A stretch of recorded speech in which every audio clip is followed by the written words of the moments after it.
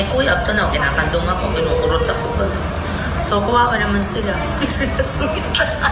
Tapos, then, yun, yung mga unang intriga, nagugulat ako noon, naiiyak ako, pero never show na, no? Pero kaya lang talagang mabago. Yung ano ko, I'm very emotional, especially in the sense na as boisterously and as loudly as I laugh, and as easily as I am able to laugh, I am also very easily hurt. Or when I have a memory. Artista nga akong pinanganak. Sabi ni Lord, gagawin ko mababaw ang emosyon mo, makapag-arte ka. So when I need, yan ang bala namin. So we have wounds that parang never heal. Kasi you need what are you gonna get from, diba? So you have experiences na babalikan at babalikan mo para magamit mo pag-iiyak ka sa Excel.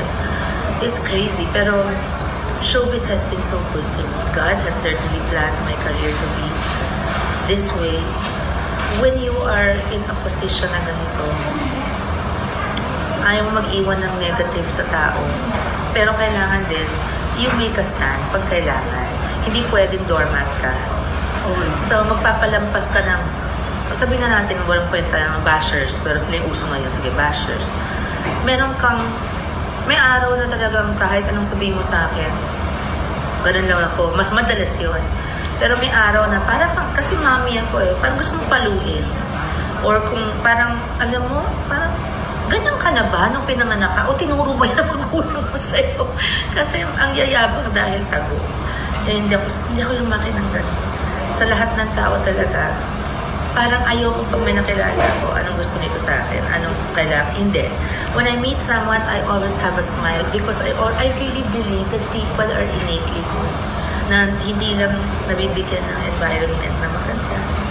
I believe in that pero hindi na ako nagpipilit na yun na mag-convert ng tao from napakabastos mong basher doon sa katulad sa Twitter noon, parang ba't ganyan, bastos ka, hindi na. Now I'm more, parang it's too much energy na I learned I should be really focusing and expanding on the people that love. I don't know if you know this, when you decided to have the Sharon Cuneta Network. For me kasi when I heard about it, sabi ko, tingnan mo nga naman si Sharon. She's rising above yung mga hate na nakukuha niya by including everyone. Yeah, by that's true. This is who I yes, am. Yeah. Maybe if you know me, you love me. Tsaka, take me or leave me. Kasi dati, my God, naalala ko noon, kahit napakasakit ng nangyayari sa personal life ko. Lalabas ako sa or may concert ako, nangyari na to. Araneta Coliseum. Lalabas ka, saya-saya mo, ganyan. Tapos papalit ka na naman. Pagtakbo kong dressing room, umiyak. Sanay na si Tita Fanny dyan.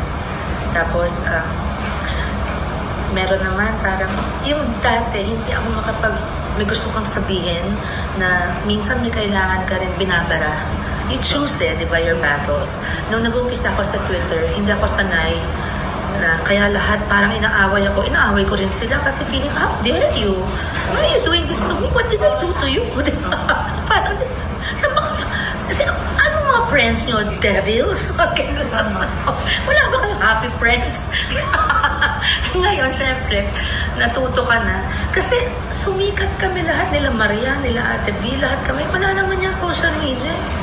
Oo, nabuo kami, naging malalaking stars kami na walang tulong ng ganyan, di ba? So ngayon, it's good. For me, I see it as something na it's such a great opportunity to have direct communication for the first time in history with my fans, those that really support me. Tapos yung mga bago nakikilala nila ako. Tapos you see in my posts kung ano yung mga pinagpapahalagahan ko or what my values are. And I'm the first one to say, nagsisip-sip ako kay Lord kasi makasalanan ako We all are. So, parang if in any way, may matouch akong buhay one way or another, either sa salita, sa gawa, hindi na kailangan i-announce yung gawa.